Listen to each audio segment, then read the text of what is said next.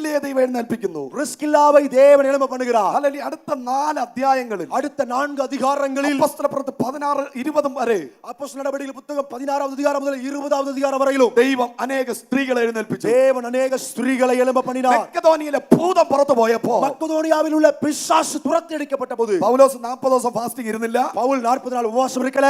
അമ്മ ഒന്നും ചെയ്തില്ല, ஒண்ணும் செய்யல. പട്ടണത്തിനകത്ത് കാല് ചവിട്ടിയതേ ഉള്ളൂ. அந்த பட்டணத்துக்குள்ள கால் தான் மிதித்தாரு. ഭൂതം ഇരിക്കുന്ന സ്ഥലം നീ അന്വേഷിച്ച് നടക്കണ്ട. பிசாசு எங்க இருக்குதுன்னு சொல்லி நீங்க தேடி நடக்க வேண்டாம். നീ ഏത് ജംഗ്ഷനിൽ ഇറങ്ങുന്നോ, நீங்க எந்த ஜங்ஷன்ல போய் இறங்குறீங்களோ, നിന്റെ പുറകെ അവൻ വരും. உங்களுக்கு பின்னாடியே அவன் வருவான். നിന്നെ കൊല്ലാനല്ല, உங்களை கொல்லாத, എന്നെ ഒന്ന് കൊന്നു തരാൻ വേണ്ടി. எப்படியாச்சும் என்ன கொன்னுடுப்பான்னு சொல்லி தான் வரும். കരങ്ങളെ അടിച്ചു ദൈവത്തെ സ്തുതിച്ച് எல்லா கையை தட்டி சொல்லுங்க. അഭിഷേകം ഉള്ളവൻ, அபிஷேகத்தை பெற்றவன்.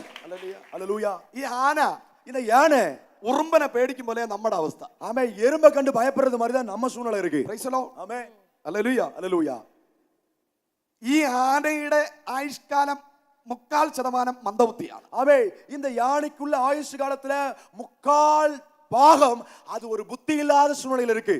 ഇതിന് മതം ഉളവുമ്പോഴാണ് ബുദ്ധി വരുന്നത്. இதுக்கு எப்ப மதம் வருதோ அப்பதான் இதுக்கு புத்தியே வருது. ബുദ്ധി പോകുന്നതല്ല, ബുദ്ധി വരുന്നതാണ്. ஆமே, மதம் பிடிக்கும் போது புத்தி போகாது, அப்பதான் அதுக்கு புத்தியே வருது. ബുദ്ധി വരുമ്പോൾ, புத்தி வரும்போது, അയ്യേ ഈ ഉറുമ്പിനെ പോലെ ഇരിക്കുന്നവനാണോ എന്നെ കൺട്രോൾ ചെയ്യുന്നത്, ஐயோ அந்த எருமை மாதிரி இருக்கிறவன் தான் என்ன கட்டுப்படுத்துறான், അവനെ തള്ളിയിട്ട് ചവിട്ടി കൊന്നുകളയും. அவனை தள்ளி ஒரே உதையில கொள்ளுது. ആനയ്ക്ക് അഭിഷേകം വരുമ്പോഴാണ് அவன் யானைக்கு எப்ப அபிஷேகம் வருதோ அப்போதான் ഫ്രണ്ടിൽ ഇരിക്കുന്നതെല്ലാം ചെറുതായി തോന്നുന്നത്. முன்னாடி பாக்குறதெல்லாம் சின்னதா பார்க்க ஆரம்பிக்குது. കരങ്ങളെ അടിച്ചു പറ, சொல்லுங்க. അഭിഷേകം നിന്റെ മേൽ വ്യാപരിച്ചാൽ, அபிஷேகம் உங்களில் வழிந்தோடுமானால், അഭിഷേകം നിന്റെ മേൽ ഇറങ്ങുമ്പോൾ, அபிஷேகம் உங்களுக்குள் வரும்போது നീ ഒരു കാട്ടാനയെ പോലെ സഞ്ചരിക്കും. நீங்க ஒரு காட்டு யானையை போல நடமாடுவீங்க. കരങ്ങളെ അടിച്ച് ദൈവത്തിന് സ്തോത്രം പറഞ്ഞാൽ நல்லா கையை தட்டி ஸ்தோத்திரம் பண்ணுங்க. ഹല്ലേലൂയ. ஹல்லேலூயா. അപ്പോസ്തലപ്രവൃത്തി 17-ാം അധ്യായം 4-ാമത്തെ വചനം വായിച്ചാട്ടെ. அப்போஸ்தல நடபடிகள் 17வது அதிகாரம் 4வது வசனத்தை வாசிக்க கேட்கலாம்.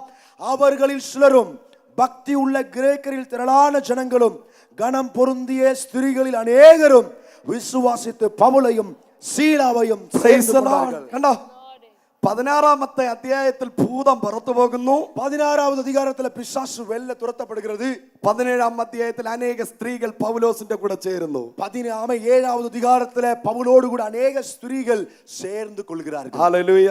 ஹல்லேலூயா. കരമുയർത്തി ദൈവത്തെ സ്തുതിച്ച് கரங்களை உயர்த்தி தேவனை ஸ்தோத்திரிப்போம். ഒറ്റ വേർഡ്, ஒரே ஒரு வார்த்தை. മക്കെദോനിയ പുരുഷന്റെ പ്രാർത്ഥന. மக்கதோனியா புருஷனுடைய ஒரு ஜெபம். അവിടെ നടന്ന ക്രോസ് ഓവർ, அங்க நடந்த ஒரு கிராஸ் ஓவர், വലിയ ഡെലിവറൻസുകൾ നടന്നു. ஒரு பெரிய விடுதலைகள் உண்டானது.